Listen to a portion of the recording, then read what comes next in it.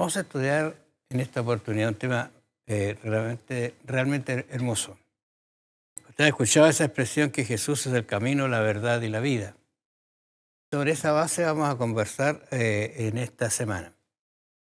Cuando uno dice que tiene la verdad y la vida, uno podría decir qué es la verdad y qué es la vida. Bueno, de esas cuestiones que a veces nos aparecen y nos separan más de Dios, que a veces discutiendo, dejemos que el Espíritu Santo nos revele y nos diga qué es realmente eso, qué camino, qué verdad y vida. De vida algo hemos conversado. Así que muy bienvenidos para nuestro programa Diálogo Bíblico. Bienvenido, pastor. Gracias, Raúl. También muy contento una vez más porque podemos seguir conversando acerca de Jesús. Estas últimas lecciones nos hablan directamente de la persona de Jesús y es un tema que nunca se agota, porque conocer a Jesús, que aparentemente puede ser sencillo para algunos, pero nos damos cuenta de que hay mucho que saber de Él. En esta ocasión nosotros vamos a estudiar acerca de Jesucristo como el camino, como la verdad suprema, como la vida eterna, la vida perdurable. Y nosotros, para poder sentirnos como hijos de Dios, tenemos que empezar por el camino que es Cristo. Cristo es la óptica que nos permite a nosotros relacionar todos los temas de la Biblia. El centro de la Biblia es Cristo, la fe cristiana es cristocéntrica. Nosotros no podemos separar el Antiguo Testamento del Nuevo Testamento, y Jesucristo, en su mensaje y en el conocimiento de Él, une los dos testamentos. Es por eso que no podemos vivir una vida cristiana sin Cristo. Dejarlo de lado para nosotros es caer en la sombra, porque Jesucristo es la luz del mundo. Y aquí nos dice que Jesús es el pan de vida, la luz del mundo, el buen pastor, las 7 famosas declaraciones del gran yo soy que es Cristo. Ahora hay algo interesante acá porque Jesús, o Juan está mostrando en este capítulo cómo se despide Jesús de sus discípulos. Él ha estado con ellos ya 3 años y tanto, ¿no es cierto? Y en este momento va a hacer un discurso de despedida. Y cuando uno se despide, ¿qué dice? ¿Qué habla? ¿Cuál es su última frase? Siempre son frases muy importantes. Incluso Juan dice, antes de la fiesta de la Pascua, sabiendo Jesús que su hora había llegado. Tú recuerdas que muchas veces Jesús dijo, mi hora no ha llegado. Bueno, ahora llegó mi hora. Ahora viene lo que tengo que hacer.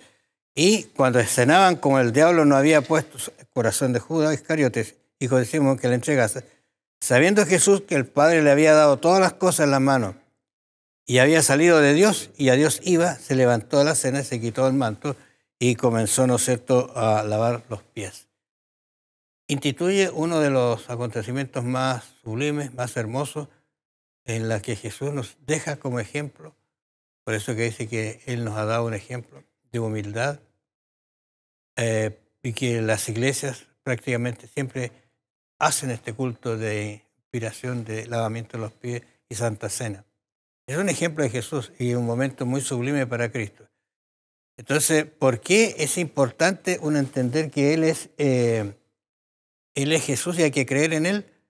Porque hay un texto que tú lo tienes que recordar, dice, al Padre nadie lo vio jamás. Dice.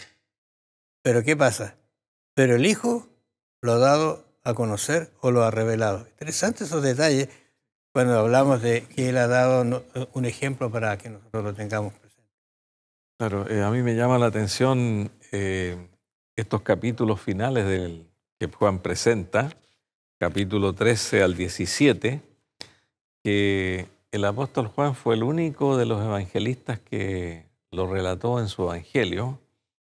Son capítulos muy íntimos del relacionamiento de Cristo con los apóstoles y que en esta hora se encuentran en el aposento alto, dispuestos a prepararse para participar de la Pascua.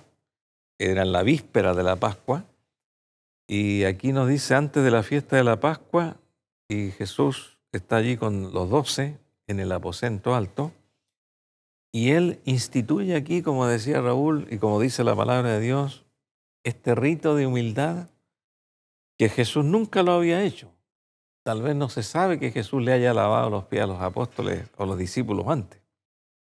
Recordemos que la humildad se relata en lo siguiente, porque esto lo hacía siempre un siervo.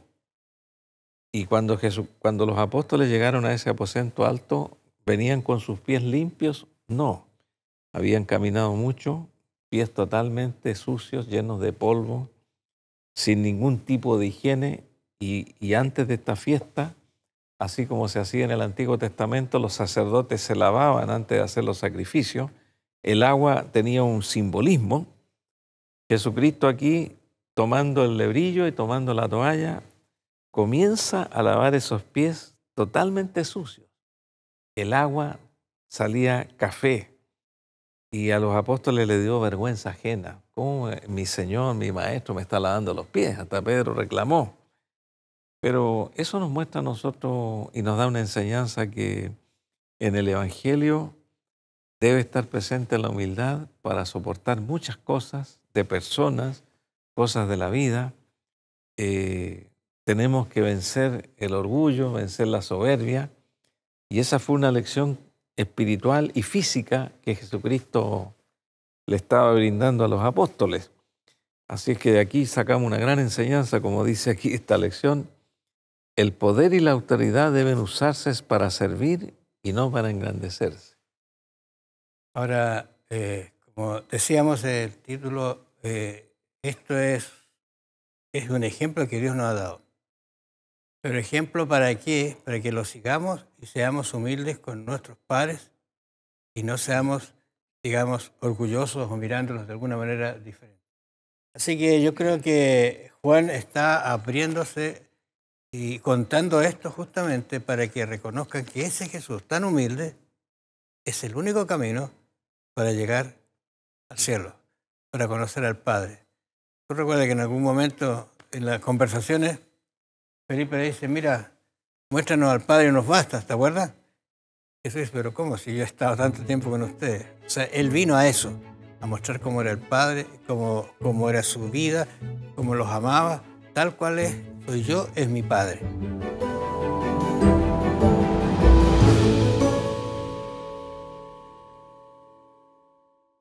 Ahora, frente a la preocupación que ellos tenían, Jesús ahora lanza uno de los textos más hermosos que existen en relación a la promesa que Él les da, que está en el capítulo 14 de Juan, del 1 al 3, ¿no es cierto? Uno lo ha leído y lo puede seguir leyendo y va a encontrar cosas maravillosas, como por ejemplo, no se turbe vuestro corazón. Los discípulos realmente estaban turbados. ¿Por qué estaban turbados? Porque empezaron a comprender que se iban a quedar solos. ¿Y solos qué eran? Y eso yo creo que es la comprensión que uno debería tener también de la vida al enfrentar la vida. ¿Qué es sin Jesús? ¿Qué es sin Él? No es nada, pero a veces decimos, no, yo soy capaz. Yo soy capaz a tal punto de que puedo hacer mis cosas solo. No, no la puedo hacer. Los discípulos lo entendieron.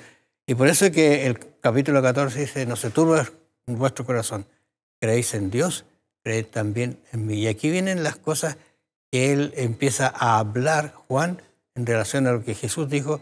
Dice, voy pues a preparar un lugar, y empieza a dar toda una serie de detalles que son maravillosas para entenderla y comprender que realmente después de una muerte, de un trágico accidente, incluso hay una esperanza maravillosa.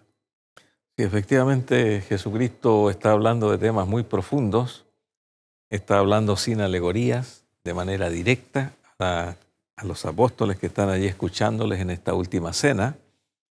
Y en realidad en la mente de los apóstoles había confusión. Eran muchas las palabras de Cristo y no las podían digerir inmediatamente. Damos gracias a Dios de que el apóstol Juan estas palabras las recordó, o el Espíritu Santo le hizo recordar lo que Cristo dijo. Y llegó un momento en que Jesucristo tuvo que detenerse en ese diálogo y en ese discurso, y notó que había inquietud dentro de sus discípulos, y les habló de su segundo regreso a la tierra, de la segunda venida de Cristo a la tierra. Y les dijo, en la casa de mi Padre hay muchas moradas, si así no fuera yo os lo hubiera dicho. Voy pues a preparar lugar para vosotros, y si me fuere y os prepararé el lugar, vendré otra vez y os tomaré a mí mismo, para que donde yo estoy, vosotros también estéis. Es decir, les hace una promesa categórica que los va a venir a buscar a todos para llevarlos al reino de los cielos, a un lugar maravilloso donde aquí no está hablando de mansiones, sino de habitaciones en una posada, sino que está hablando de la eternidad, de la Nueva Jerusalén, de ese lugar donde cada uno de los hijos de Dios tendrá un lugar especial para vivir en la eternidad. Qué maravillosa es esta promesa. O sea, lo que él dice, ciertamente voy a volver. Yo me voy, pero voy a volver. Eso es interesante. Y aquí está la gran declaración que encierra la lección de esta semana. Juan 14, 5 al 6. Sí. Le dijo a Tomás: Señor, no sabemos a dónde vas. ¿Cómo pues podemos saber el camino? No lo sabemos. Jesús le dijo: yo soy el camino, la verdad y la vida. Nadie viene al Padre sino por mí. O sea, lo que dice Tomás en realidad es lo que a nosotros nos falta o nos sucede a veces en las circunstancias de la vida. Pero ¿qué le dice Jesús? No, yo soy el camino. O sea, sería interesante que frente a situaciones adversas nosotros podamos decir: no, Jesús es el camino, no soy yo. Es Jesús el que te puede dar la salud, no soy yo. Puedo orar por ti, pero Él es el que te va a sanar. Él el que te va a dar el consuelo, Él el que te va a ayudar, Él que va a estar contigo en la angustia, en la desesperación. Yo te puedo ayudar orando por ti, te puedo acompañar, pero es Él. Él es el camino, la verdad y la vida. Claro. Bueno, ahí tenía Tomás, que se le llama el incrédulo, ¿cierto? El mismo que al final vamos a estudiar esa historia. Tomás decía, como tú decías, no sabemos el camino. El que me ha visto a mí, ha visto al Padre. Si me conocieseis también a mí, Padre conoceríais. Aquí hay un verbo importante que a veces es importante de pensar un poquito en este verbo, en el verbo conocer, que significa explicar, interpretar, exponer, porque muchos dicen: no, si yo conozco a Dios, yo conozco y tengo fe en Dios. Pero Cristo es el único que puede revelar al Padre. Es el único camino para llegar hasta el Padre. Y Felipe le dice: muéstranos al Padre y nos basta. Y Jesús le responde: bueno, hace tiempo que estoy con vosotros.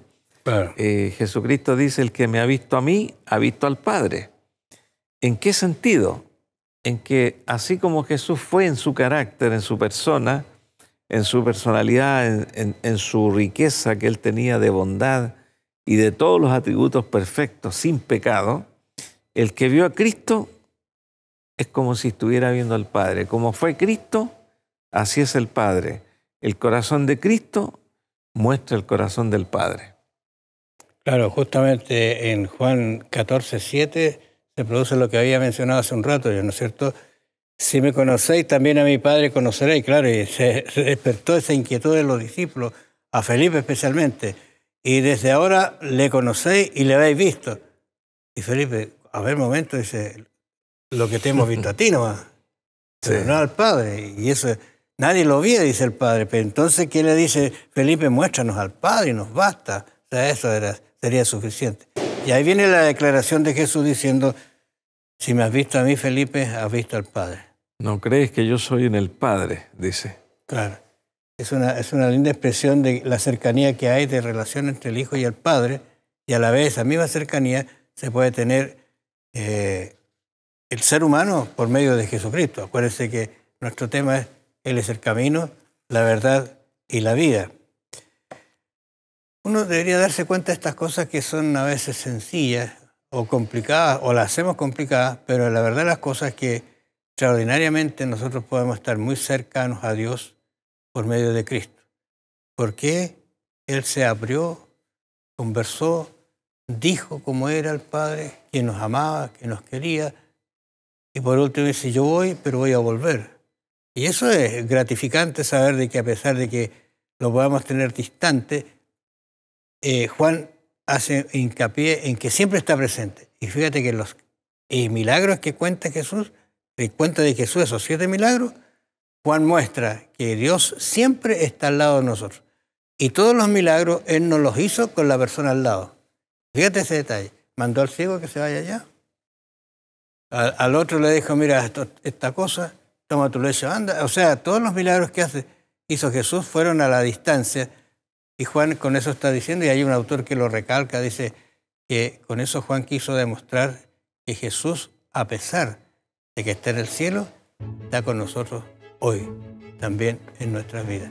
Así que es un lindo pensamiento, porque Jesús es realmente el camino, la verdad y la vida.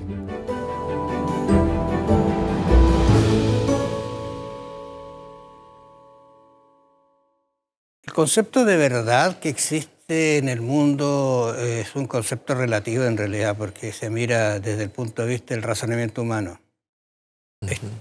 Esta es mi verdad. Y cuando se aprieta un poquito la verdad parece que no era verdad. Uno se ha encontrado muchas veces con esa instancia. Pero cuando Jesús dijo que yo soy la verdad, es la pureza de la verdad. Es la verdad misma, es la existencia misma. Juan 1:14, ¿se acuerda? Dice, ya que el verbo fue hecho carne y habitó entre nosotros y vimos su gloria, gloria como del unigénito del Padre, lleno de gracia y de verdad. Mira qué expresión ahora en este concepto de verdad. Y Juan 1:17 dice, pues la ley por medio de Moisés fue dada, pero la gracia y la verdad, mira, interesante, la gracia y la verdad vinieron por medio de Jesucristo. O sea, qué extraordinarias expresiones está mostrando Juan en realidad en relación a lo que es la verdad, que Dios es la verdad. Por eso que para encontrar la verdad, yo debo ir a buscar a Jesús, porque Él es la verdad. Claro, principalmente porque Jesucristo, como dice Juan, en el principio era el Verbo y el Verbo era con Dios. Jesucristo es el creador, es el que inventó y creó el ser humano y todas las cosas vivientes y todo lo que hay en el mundo. Por lo tanto, Jesucristo sabe y conoce la verdad hasta de la célula más minúscula o el microbio o el virus que no se percibe a simple vista, todo lo conoce. Él tiene la facultad de decir yo soy la verdad porque lo conoce todo, conoce el corazón humano, conoce la mente, conoce los problemas, conoce al Padre, conoce las leyes morales, las leyes espirituales. Jesucristo no hay nada que no conozca. Conoce la historia, conoce el futuro. Por lo tanto, nosotros estamos muy lejos de tener este conocimiento, pero si nos acercamos a Jesús, tendremos la oportunidad de ser instruidos con nuestra mente humana muy limitada, de seguir a un Cristo que es poderoso, un Cristo que todo lo domina, que es eterno, que no tiene principio ni fin, que es poderoso, que no manifiesta su poder todavía en el mundo. Si Jesús quisiera manifestarlo, lo haría. Pero para nosotros Jesucristo es la verdad suprema. Ahora es interesante porque mismo Juan, en el capítulo 8, versículo 22, dice que y conoceréis la verdad y la verdad os hará libre. Uno dice en primer lugar, bueno, yo conozco a Jesús y eso me hace libre. ¿Libre de qué?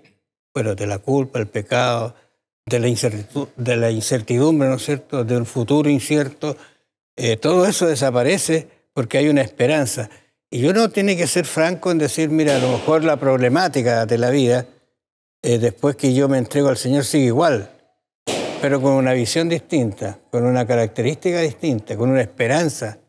Se fija que sobrepasa estos hechos que en el momento tiene. Hay gente que hoy día, ¿no es cierto?, se está suicidando porque no tiene visión de futuro, no tiene esperanza. En Cristo no puede suceder eso porque Él es la esperanza, es el camino, es la verdad. Claro. Ahora, ¿cómo esa verdad llega a la mente humana? ¿Cómo llega a nosotros? ¿Cómo Jesucristo, qué es lo que hace Jesucristo cuando una persona lo acepta, lo recibe, cree en Él? ¿Qué es lo que hace Jesucristo a través del Espíritu Santo dentro de la persona? Lo primero que hace, nos hace reconocer en qué estamos mal, en qué hemos fallado, nos muestra la realidad de las cosas. Jesucristo nos muestra un porvenir esplendoroso que va a suceder tal vez en un futuro cercano o lejano. Jesucristo nos da esperanza, es un rayo de luz que ilumina una mente que está oscurecida por el pecado, oscurecida por la incredulidad. Y esa verdad llega también, como dice aquí el texto, a través de la palabra de Dios. Si leemos la palabra de Dios con humildad, con decisión, con necesidad, vamos a conocer a Cristo, vamos a conocer una verdad. A lo mejor dentro de esa verdad nosotros nos vemos que somos muy descalificados para este reino de los cielos. Pero Jesucristo prefiere que nosotros veamos nuestra condición para luego levantarnos, como dice aquí este texto que dice, que en la palabra de Dios está la vida eterna. Y cuando Jesucristo habló a los discípulos que iban a Emaús, dice la Escritura que comenzando desde Moisés, con los profetas y en todas las Escrituras, les habló acerca de quién era Él. Todos esos profetas hablaron de Cristo. En ese camino, la verdad que ellos después reaccionaron y dijeron, nos ardía nuestro corazón. Sí. Por eso es que dice escudriñar las Escrituras, porque a vosotros parece que en ellas tenéis la vida eterna, y ellas son las que dan testimonio de mí. O sea, ese es el camino en realidad. Interesante estos textos, quizás volverlos a repasar, a mirarlos, porque de alguna manera nos hablan de cómo nosotros podemos llegar a esa verdad.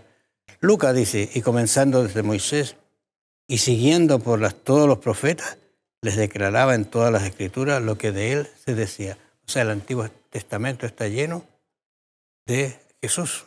Interesante eso. Dan testimonio de Cristo. Dan testimonio de Cristo. O sea, ese es el verdadero camino en realidad.